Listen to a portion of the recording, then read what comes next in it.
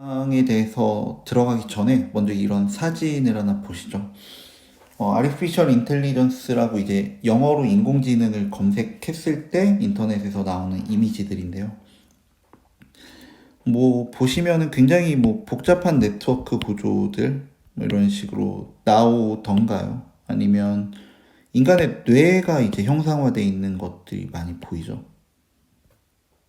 여기도 그렇고 여기도 여기도 뇌고요. 또 사람의 모습을 닮은 어떤 기계의 모습들, 또 그것들이 뭐 생각을 한다거나, 그죠?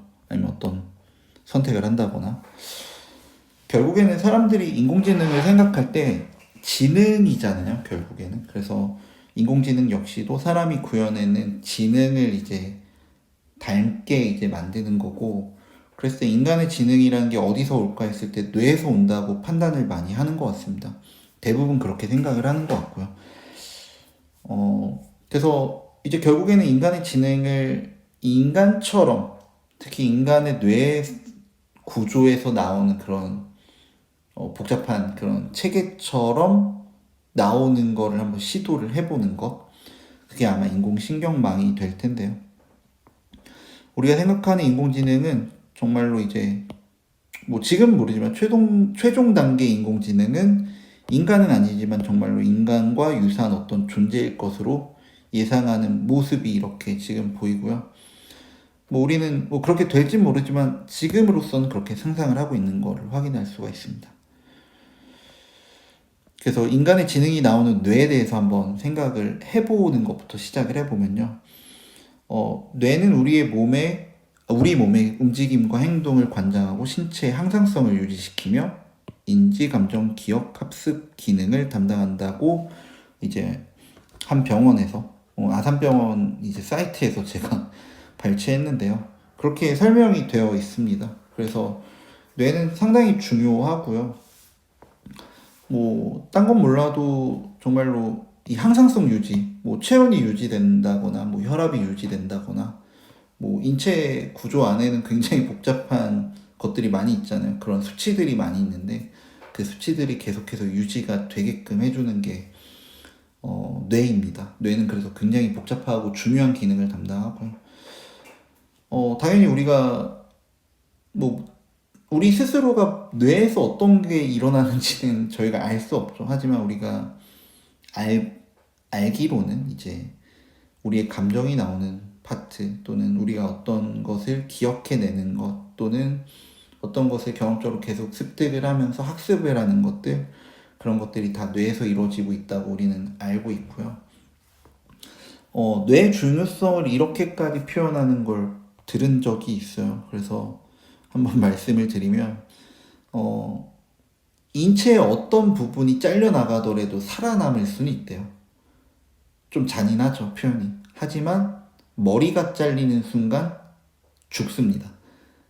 그러니까 얼마나 이제 이 머리 위에 특히 뇌 부분이 중요하다는 거를 이제 너무 좀 잔인하긴 하지만 극단적이기도 하고요. 알려주는 거고요. 최근에 어떤 글을 하나 봤었는데, 인지신경과학에서 말하는 뇌의 궁극적인 목적은 생존에 무엇이 도움이 되는가에 대한 예측이라고 합니다. 그래서 이게 뭐 뇌를 연구하시는 분들의 이야기이기 때문에 잘 한번 읽어봤는데요. 결국에는 인공지능이라는 걸 만들게 된 인간의 지금의 상태만 보더라도 굉장히 삶의 여유가 있잖아요. 그러니까 삶의 여유라는 게 뭐 내가 얼마를 버네 뭐 이런 게 아니라요. 정말 정말 역사상 과거로 돌아가면은 이제 사냥을 했었죠. 사냥.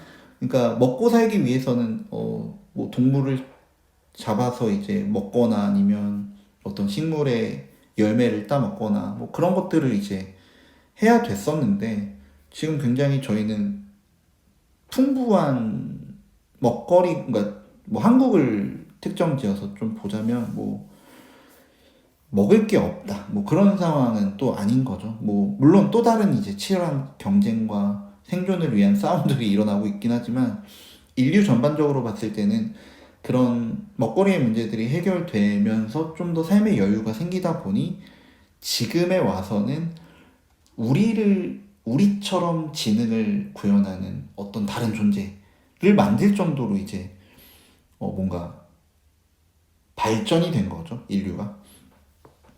그렇기 때문에 그런 게 이제 뭐 그런 데 있어서 이제 뇌를 갖다가 우리가 뭐 생존하는 데 있어서 이 과거랑은 좀 다른 방식으로 활용을 하고 있지만 결국은 계속해서 우리는 뇌가 이제 하는 일은 우리의 생존에 도움이 되는 예측에 대한 것들을 계속 하기 때문에 굉장히 민감하게 뇌는 움직일 거고요. 뭐 당연히 인간의 지능은 뇌에서부터 시작된다고 이제 알려져 있죠. 그 뇌가 어떻게 구성이 되어 있냐면 굉장히 뭐 저도 이 숫자만 봤을 때 놀랐는데요. 뇌는 서로 조밀하게 연결된 세포들의 집합으로 이루어져 있는데 이 신경세포는 100억 개의 뉴런, 그러니까 100억 개의 세포죠. 그리고 그 100억 개의 세포들이 연결되어 있는 6조 개의 연결 부위인 시냅스의 결합으로 이루어져 있다고 합니다. 그렇게 생각하고 보면 지금 이거 굉장히 복잡하게 보이는 이 안에 100억 개가 지금 표현이 안 돼 있을 것 같아요. 제가 봤을 때는. 이것보다 더 복잡하게 더 많은 수의 굉장히 세포들이 점으로 이루어져 있고 그 점들이 굉장히 복잡하게 다양하게 계속해서 연결되어 있는 그게 100억 개와 6조 개 연결로 이루어져 있다고 합니다. 그러니까 굉장히 복잡하죠.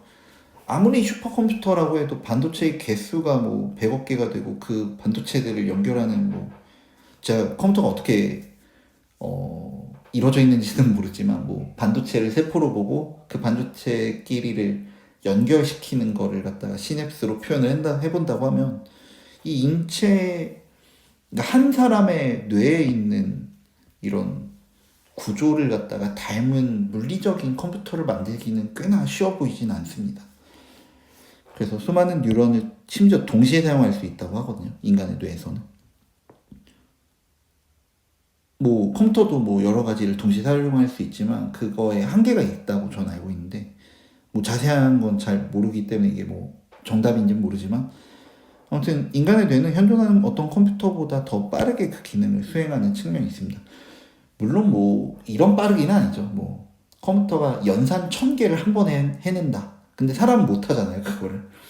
그런 빠르기가 아니라 이제 이해하시죠? 이 작동에 있어서의 엄청난 스피드가 어떤 컴퓨터보다도 빠르게 이루어진다는 것을 이야기하고요. 인공신경망은 이러한 인간의 뇌를 기반으로 인공지능을 실제로 구현하기 위한 모형으로서 작동을 합니다. 일단은 인공신경망을 알기 위해서는 인간의 실제 생물학적 신경망에 대해서 바이오로지컬한 뉴럴 네트워크에 대해서 알아봐야 되고요. 여기서 뭐 여러 가지 용어들이 있는데 그냥 간단하게만 설명드리면요. 한 수용체가 있습니다. 그래서 여기로 자극이 전달이 되고요. 자극이 전달이 됐을 때 이거를 합성을 시켜서 다음 세포로 전달을 하게 됩니다. 그럼 이 합성된 이 전달되는 이 정보 안에는 이 여러 가지 자극에 대한 게 함께 들어있겠죠. 그래서 한번 읽어보면은 수상동물기를 통해 주위의 뉴런들로부터 전기화학적 신호를 받으면 얘도 이제 뭐 외부 자극을 다이렉트로 받는 게 아니라 뭐 이런 세포들로부터 이렇게 받겠죠.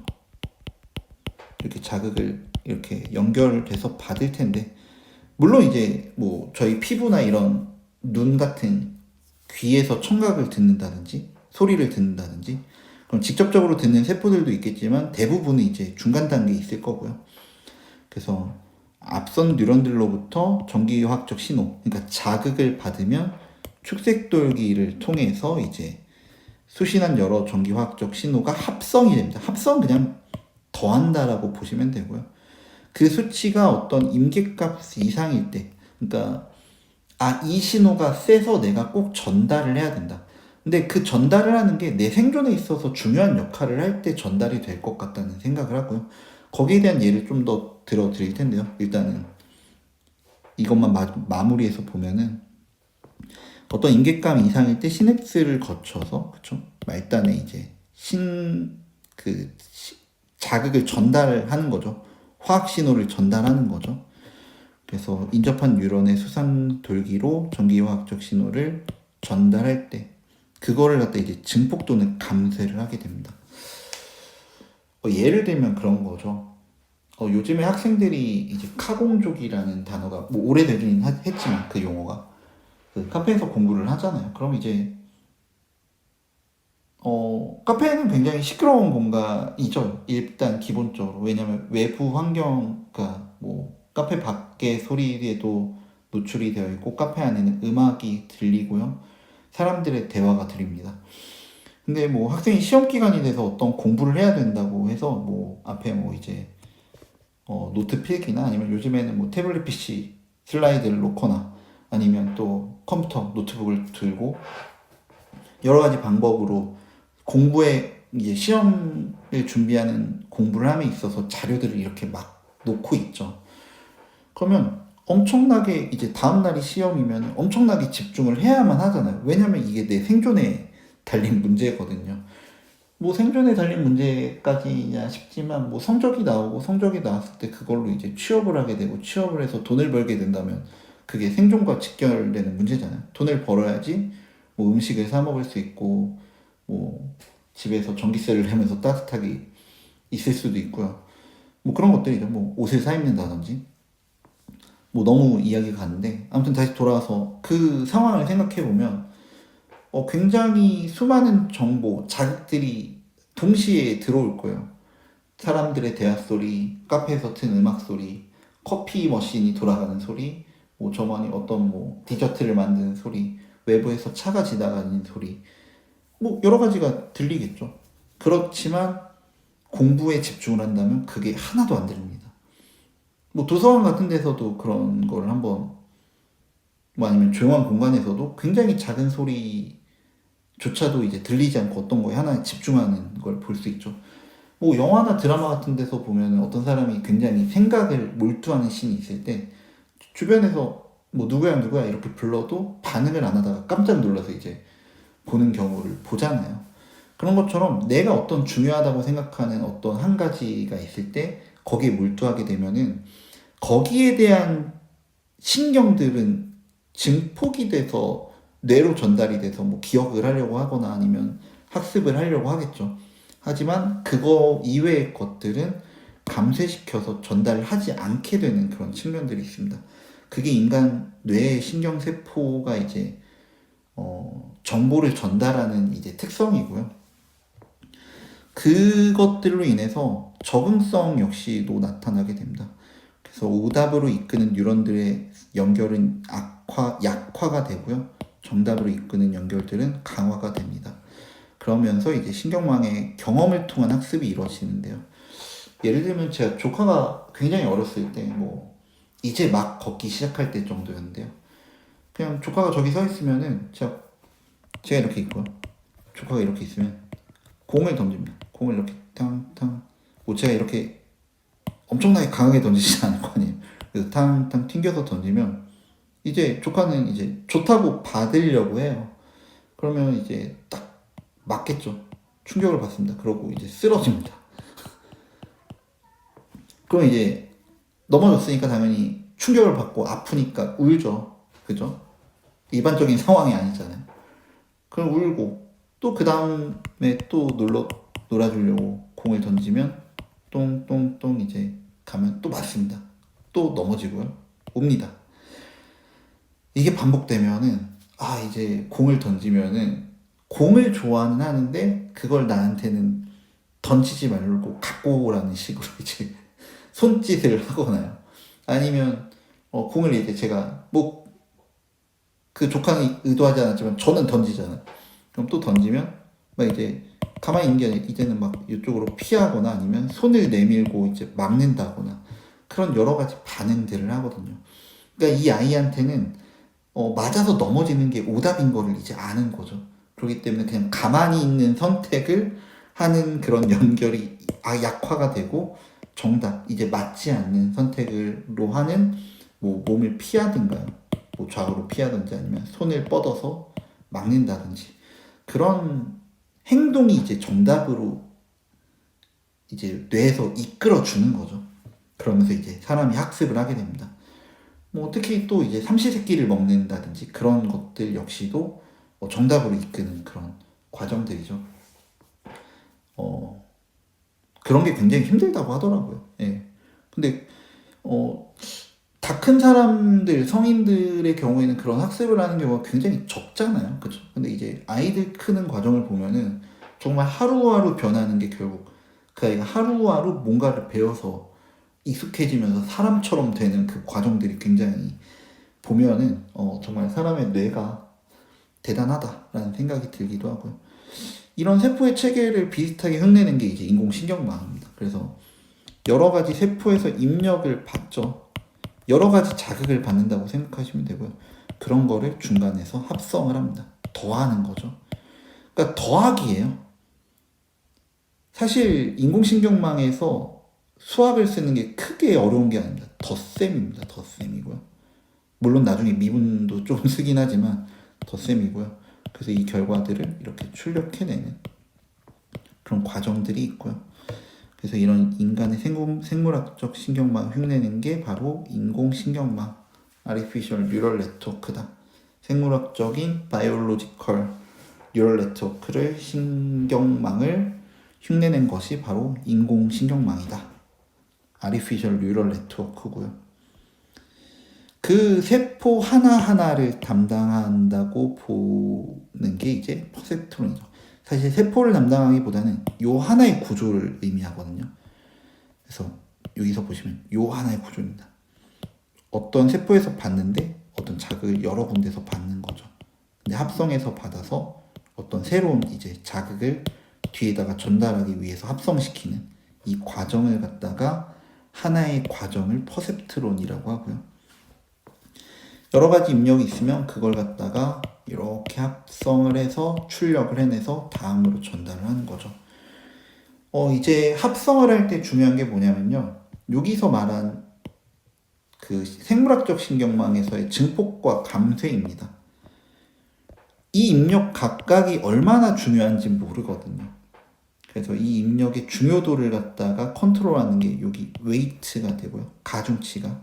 그래서 이 X1이라는 입력 자극이 있을 때 이 X1에 대해서 W1만큼의 가중치, 뭐 W1이면 0.1, W1이 만약에 0.1이다. 그럼 얘는 전체를 가져오기보단 0.1만 전달할 거야 라는 소리가 되겠죠. 만약에 여기가 3인데 여기가 0.1이다. 그러면 얘는 3 곱하기 0.1 돼서 0.3만큼을 다음에 전달하게 되는 거죠.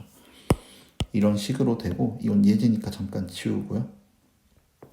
근데 한 가지 자극만 전달되는 게 아니죠. 두 번째 자극도 있죠. 얘는 W2만큼의 웨이트로 전달을 할 거고요. 쭉 가서 디멘전이 이제 D로 해서 차원의 개수가 전달할 수 있는 차원의 개수가 D개라면 쭉쭉쭉 해서 D번째 그 입력 또는 뭐 자극은 WD만큼의 웨이트로 전달할 거다. 근데 이 각각의 전달을 하려면 어떻게 해야겠어요? 더해서 전달을 하는 거죠. 그래서 이거를 다 합친 S. S는 서메이션의 약자겠죠.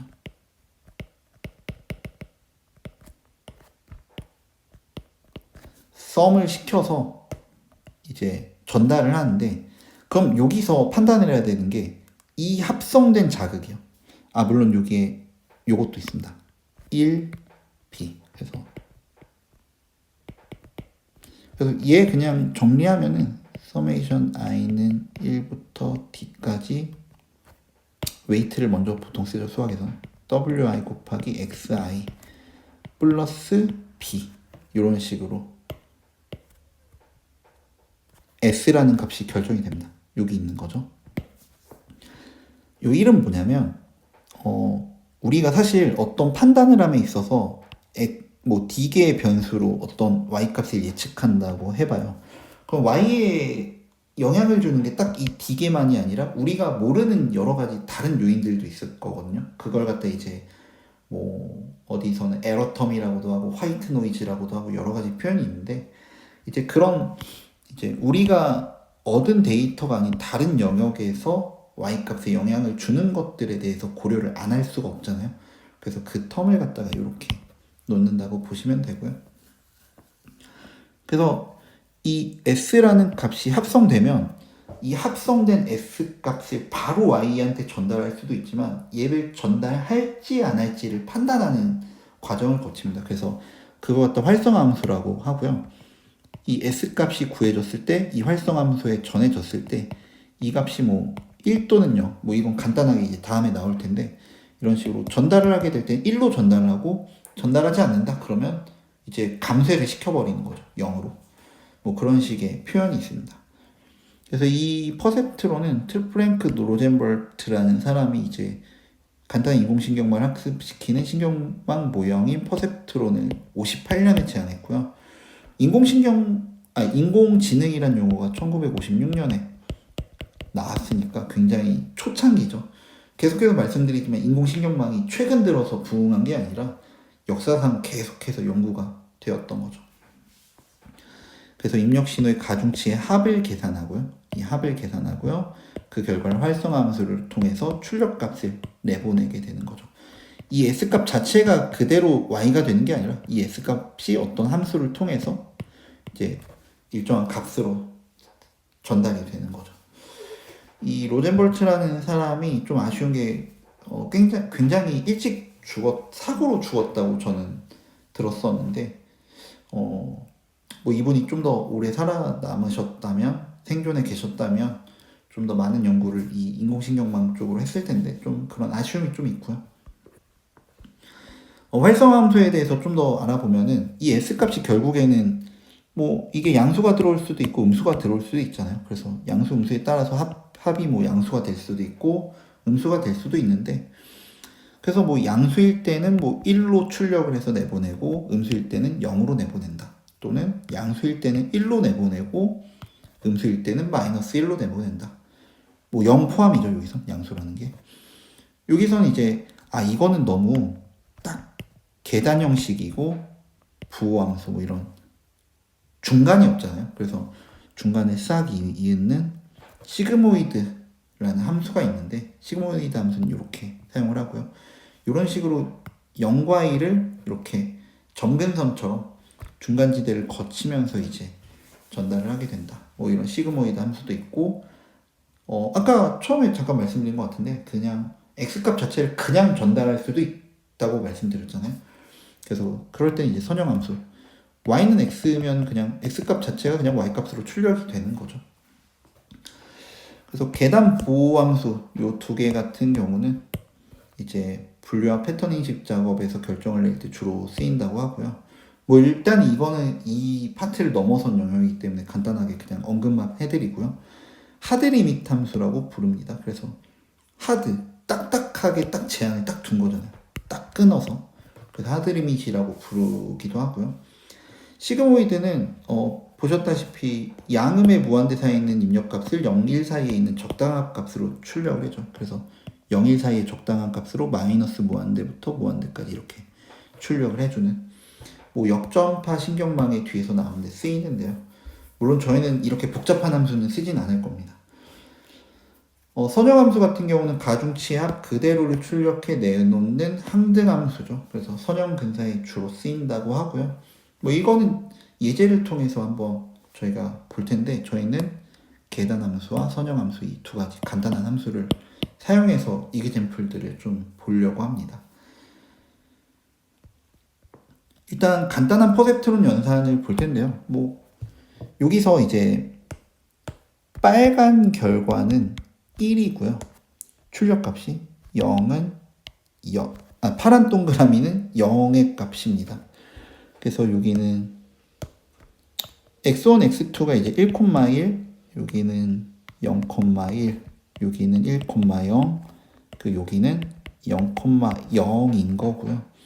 그래서 웨이트가 각각 1, 1, 마이너스 0.5로 되어 있습니다. 그러면 여기 s값, 썸은 어떻게 될까요? 1 곱하기 마이너스 0.5, 1 곱하기 마이너스 0.5, 그리고 x1 곱하기 1, 그래서 더하기 x1 곱하기 1, 더하기 x2 곱하기 1 이런 식이 돼서 x1 더하기 x2 마이너스 0.5라는 애가 나옵니다. 그러면 이거를 네 가지 이 점들에 대해서 대입을 해보면 일단 x1은 1, x2는 1인 요 케이스를 한번 보면요. s 값이 1 플러스 1 마이너스 0.5여서 2 빼기 0.5니까 1.5가 됩니다. 두 번째 x1은 1, x2는 0 얘는 s는 1 플러스 0 마이너스 0.5 x1, x2가 이렇게 되니까요. 그래서 1 빼기 0.5, 0.5가 되고요. 세 번, 얘가 이 케이스고, 세 번째 x1은 0, x2는 1 얘는 s는 0 더하기 1 빼기 0.5가 되니까 0.5가 되고요. 여기서 네 번째 마지막 얘죠. x1, x2 둘 다 0인 경우에는 s는 0 더하기 0 빼기 0.5 그래서 마이너스 0.5가 됩니다. 이때는 s값이 양수고 이때는 s값이 음수잖아요. 표현이 좀 이상한데 그래서 이때는 fs가 1이 나오고요. 여기서 그 활성함수 계산함수라고 했으니까 계산함수는 s값 여기 fs가 있을 때 이렇게 나타났었죠. 그래서 음수일 때는 0의 값을 갖고 양수일 때는 1의 값을 갖는 함수인데 그래서 양수일 s값이 양수일 때는 1이 되고요. 음수일 때는 0이 됩니다. 그래서 결과 확인해 보시면 실제가 이런데 결과가 이렇게 나왔다. 그래서 요때는 1의 값을 나왔죠. 그래서 빨간색인 게 분리가 되고 0, 0,0은 그 결과가 0으로 나왔기 때문에 이렇게 됩니다. 이건 시각적으로 볼 수 있기 때문에 어떤 이런 선을 그을 수 있다는 가정 안에서 우리가 볼 수 있는 거고요. 이 선은 직선이잖아요. 직선이기 때문에 우리가 직선의 방정식을 x2, x1의 입장에서 생각해보면 x2는 요 직선은 기울기가 뭐 여기가 0.5, 0.5로 두면은 마이너스 x 플러스 0.5라는 식으로 될 수 있고요. 얘는 일반형으로 간단히 놓으면 x1 더하기 x2 마이너스 0.5는 0 그래서 x1과 x2를 넣었을 때 0값이 나오는 점들의 모임이 이 직선이 되고요. 양수가 나오면 요 영역에 요 값이요. 그 음수가 나오면 요 영역에 나올 거예요. 그래서 이걸 갖다가 퍼셉트론으로 나오니까 x1 앞에 계수 1, x2 앞에 계수 1, 상수 텀의 계수 0. 마이너스 0. 그래서 1, 마이너스 0.5가 이렇게 웨이트로 들어가게 된 거였던 거죠. 그 우리가 이제 이 연산을 갖다가 왜 우화 연산이라고 하면 이 1이란 값은 true고 0은 false잖아요. 그래서 true를 연산했을 때 true 값이 나오죠. 그리고 false true는 연산했을 때 true 값이 나오죠. 그리고 true false 나왔을 때 연산이 true가 나오죠. 그리고 false false 연산했을 때 결과가 false가 나오잖아요.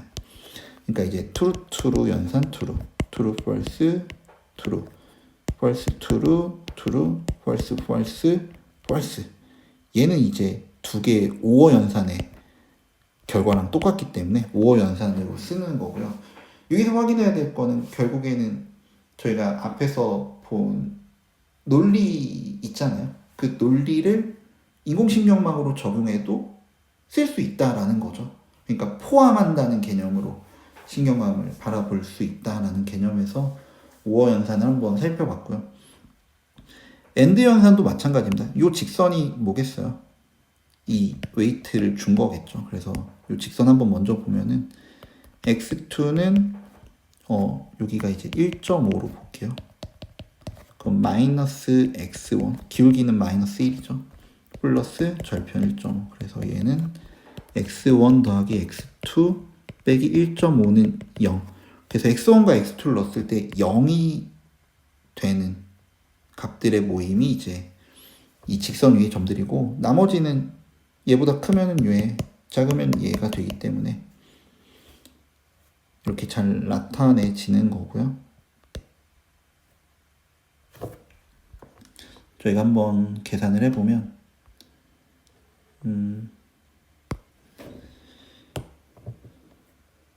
그래서 웨이트 11 마이너스 1.5가 된다. 그래서 S는 여기서는 x1 더하기 x2 마이너스 1.5로 이제는 어떻게 계산되는지 아시겠죠? 곱하기 곱하기 곱하기 해서 다 더한다 이고요. 첫 번째 x1은 1, x2는 1. 이 경우에 S값은 1 더하기 1 빼기 1.5, 그러니까 2 빼기 1.5니까 0.5가 되고요.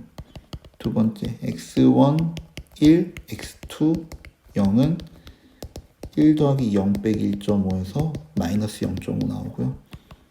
세 번째 x1은 0, x2는 1. 얘는 0 더하기 1 빼기 1.5 돼서 마이너스 0.5가 나오고요. 마지막으로 x1은 0, x2도 0이다. 그럼 s는 0 더하기 0 빼기 1.5이기 때문에 마이너스 1.5가 나옵니다. 여기선 이 세 개가 음수고 얘 혼자 양수기 때문에 fs 값 얘는 1이고요. 얘 fs 값은 0입니다. 그래서 얘는 1의 결과가 나온 게 딱 빨간색 동그라미로 매칭이 되죠. 빨간색 동그라미가 1, 파란색 동그라미 결과가 0으로 출력되는 걸 알고 있으니까 얘 0일 때 얘 다 0으로 나왔죠. 그래서 이렇게 선형으로 분리를 시킬 수 있다 라는 걸 확인했고요. 근데 여기서 보시면 이런 지금 x1, x2기 때문에 2차원이어서 우리가 가시적으로 시각적으로 볼 수 있지만 사실 웨이트 같은 경우는 우리가 이제 요 퍼셉트론의 입력 부분이 더 늘면 늘수록 이렇게 비주얼적으로 볼 수가 없어요. 그렇기 때문에 웨이트를 어떻게 선택하느냐의 문제도 추후에 고민을 해봐야 됩니다. 하지만 지금 단계에서는 그냥 주어진 웨이트를 사용한다고 생각을 해주시면 좋을 것 같고요. 그리고 이 웨이트는 충분히 우리가 고려할 수 있는 웨이트인 거죠. 이제 오와 엔드 연산, 그리고 이제 요 결과는 true가 true가 되고요. true false가 false가 됐고 false true, false false 역시 거짓이 됐잖아요. 그래서 참과 참만 만났을 때 true가 되고 나머지 거짓이 하나라도 포함되면 거짓이 되는 and 현상과 똑같은 결과를 이제 퍼셉트론으로도 출력할 수 있다 라는 걸 확인했고요. 앞에서 봤던 이제 오어 엔드 연산으로 볼 수 있듯이 단순한 형태의 퍼셉트론은 특정 공간에서 직선을 그어 입력 패턴을 분류할 수 있습니다. 직선으로 그어서 빨간색 집단과 파란색 집단, 직선 하나 그어서 빨간색, 파란색 집단을 분리시킬 수 있는 그런 애고요. 퍼셉트론이. 그래서 이걸 갖다가 선형 분리 가능 문제라고 해요. Linearly Separable Problem이고요. 이건 이제 활성함수 관계없이인데 뭐 저희는 스텝 펑션 계산함수를 쓰긴 했지만 이제 0과 1인 거죠. 쓰긴 했지만 그렇게 부르고요. 근데 이제 요런 문제가 있다고 치죠. 이걸 갖다 이제 Exclusive OR, XOR이라는 문제라고 하는데요. 이 XOR은 X1, X2가 있을 때 Y값이 어떻게 나오냐면 얘가 true, true, true, false, false, true, false, false일 때 이제 파란색이 true, true, false, false인데 파란색이니까 거짓이죠. 그리고 얘는 참으로 나오고, 그렇죠? 그래서 둘이 동일할 때 거짓으로 나오고, 뭐 이제 다를 때 참으로 나온다. 뭐 이런 식으로 볼 수 있고요. 뭐 이게 요즘에 굉장히 조심스럽긴 하지만 뭐 딱 적당하게 그냥 얘가 많이 떠오르진 않는데 이런 게 어디 있냐 연산이 그랬을 때 그냥 이거는 뭐 오해는 하지 말고 들어주세요. 뭐 제가 뭐 비판 이런 게 아니라 그냥 우리나라 법적으로잖아요. 법적으로 이제 뭐 남자와 여자라고 했을 때 남자와 남자가 만나고 여자와 여자가 만났을 때 이제 혼인에 대해서 인정을 안 하게 되죠. 그리고 남자 여자 또는 여자 남자가 만났을 때 뭐 혼인을 인정하는 뭐 그런 결혼에 있어서요. 뭐 그렇게 있는데 뭐 이게 어떻게 앞으로 바뀔지 모르지만 일단은 지금 상태에서 그런 법적인 그냥 판단이 있으니까 그 기준으로 봤을 때 이런 상황이 일반적으로도 이제 보여질 수 있다라고만 이제 이런 경우가 있다라고만 보시면 좋을 것 같고요. 뭐 아니면 뭐 내가 둘 다 트루 할래 하면 이제 싸움이 일어나는 거고요. 그죠? 나 둘 다 거짓 할래 그러면 싸움이 일어나는 거고요. 서로 이제 나는 트루 갖고 넌 펄스 가져. 내가 펄스 가질게 너는 트루 가져. 하면 이제 화합의 장이잖아요. 뭐 이런 식으로 해석할 수도 있고요. 뭐 아무튼 익스클루시브 오어 문제가 뭐 다양한 케이스로서 존재할 수 있는데요. 뭐 불가능한 그런 논리 연산은 아니다라고만 그냥 우스갯소리로 넘어가 주시면 되고요. 이 설명들은. 근데 이제 이런 경우에 선 하나를 그어가지고 문제를 풀 수가 없어요. 분리시킬 수가 없다는 거죠. 뭐 이렇게 그어도 그렇고 섞이잖아요. 이렇게 또 그렇고 섞이죠.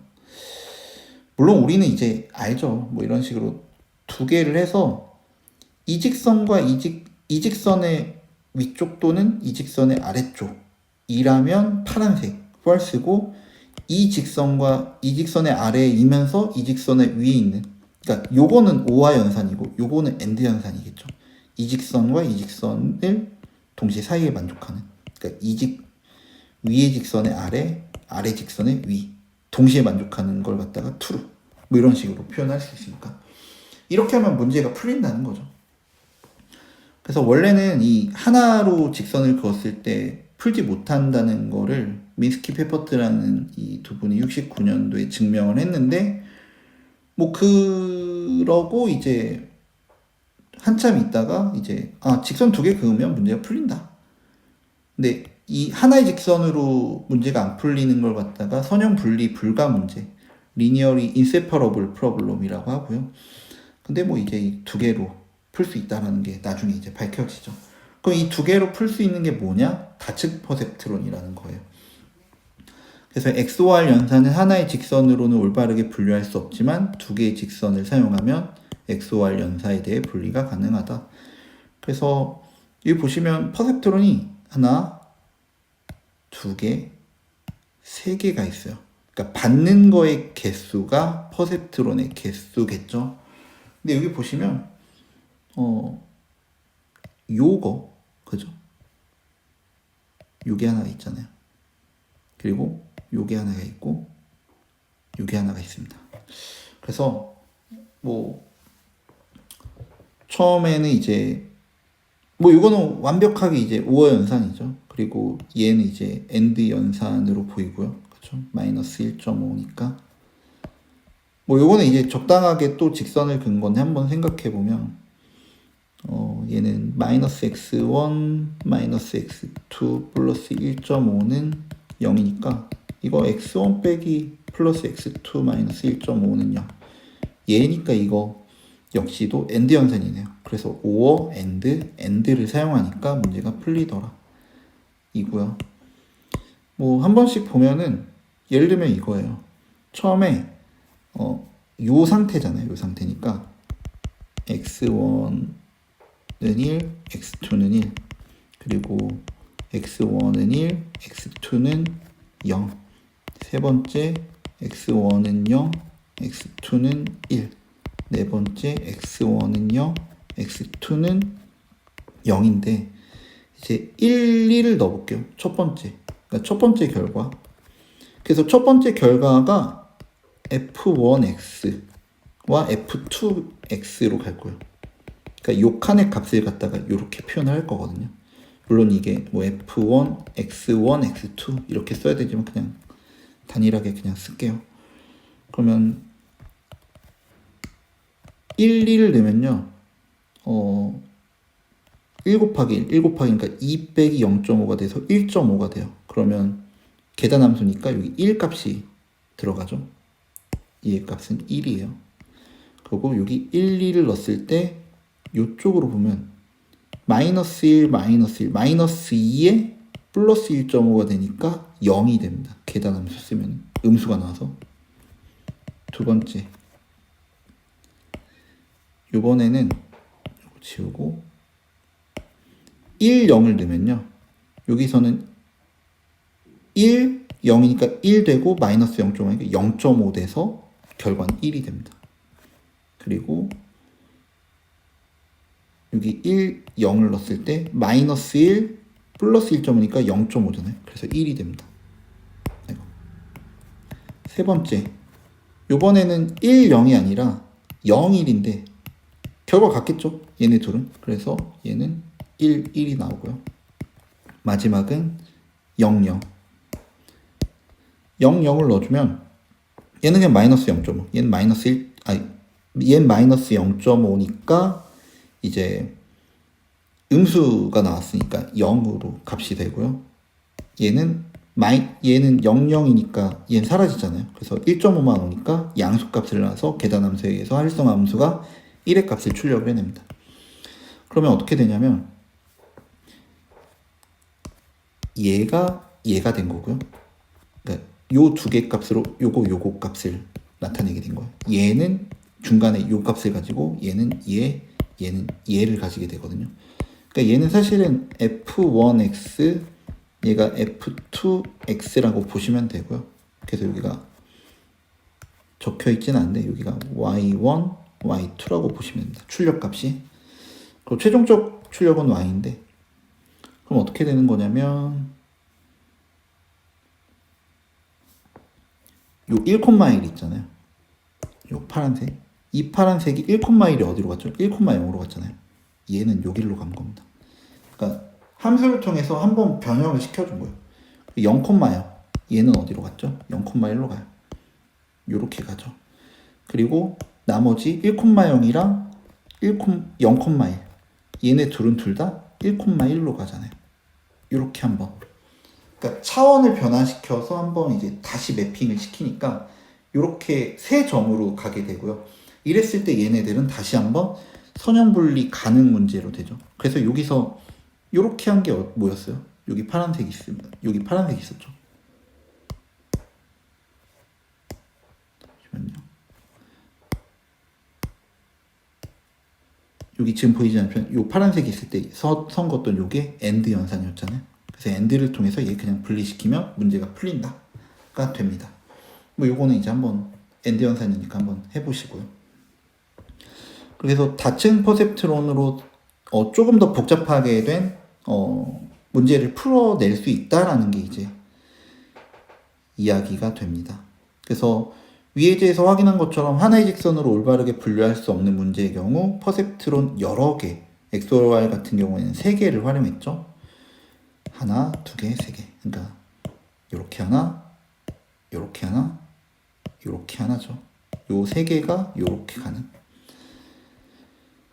그래서 해결할 수 있고, 그러니까 여러 개의 퍼셉트론이 서로 협동해서 복잡한 문제를 해결하게 되는데 이는 인간의 두뇌에 있는 수백만 개의 뉴런들이 서로 연결되는 방식과 굉장히 유사하죠. 그래서 이걸 갖다 인공신경망이라고 이제 할 수 있고요. 아래와 같이 입력층, 은닉층, 출력층이 이렇게 있습니다. 그래서 이걸 갖다가 여러 층으로 이제 퍼셉트론이 묶였다고 해가지고 멀티레이어 퍼셉트론이라고 부르고요. 이걸 갖다가 줄여서 MLP라고 부릅니다. 그래서 MLP는 굉장히 자주 쓰는 축약어이기 때문에 좀 기억을 해주시면 좋을 것 같아요. 그렇게 되고요. 그렇다면 이제 결국에는 우리가 이걸 통해서 어떻게 모형을 만드느냐인데, 이제 일단 그 과정이 다음에 나오죠. 그래서 이 과정을 쭉 그냥 복잡한데 이걸 갖다 이제 역전파라고 불러요. 역전파 알고리즘이라고 부르는데 이 역전파를 해서 어떻게 우리가 모형을 만들어 나가는가 이제 다음 시간에 보겠고요. 일단 오늘은 이제 간단하게 퍼셉트론을 소개시켜 드리고, 퍼셉트론이 여러 개가 모이면 이제 그때부터 우리 인공신경망처럼 모양을 꾸려 나간다. 이제 퍼셉트론 하나는 우리의 단일세포와 같다라고 생각을 해주시면 되고요. 그러니까 단일세포 여러 개가 묶이면 이제 여러 개의 신경망 구조가, 복잡한 신경망의 구조가 되는 거죠. 여러 개의 신경망이 아니라 뭐 여러 개의 신경망일 수도 있겠네요. 예. 그래서 중요한 포인트는 결국에는 인간의 뇌를 본따서 이제 인공적인 지능을 구현해 보고자 하는 게 목표니까 이제 그런 것들에 대해서 이제 생각해 보는 과정이고요. 그 다음 시간에 이제 하는 것을 통해서 실제로 이 모형을 갖다가 어떻게 우리가 학습을 시켜서 사용을 할 수 있게 되는 건지, 어떻게 정답을 만들어내게 되는 건지를 알아보도록 하겠습니다. 이번 수업은 여기까지 하겠습니다.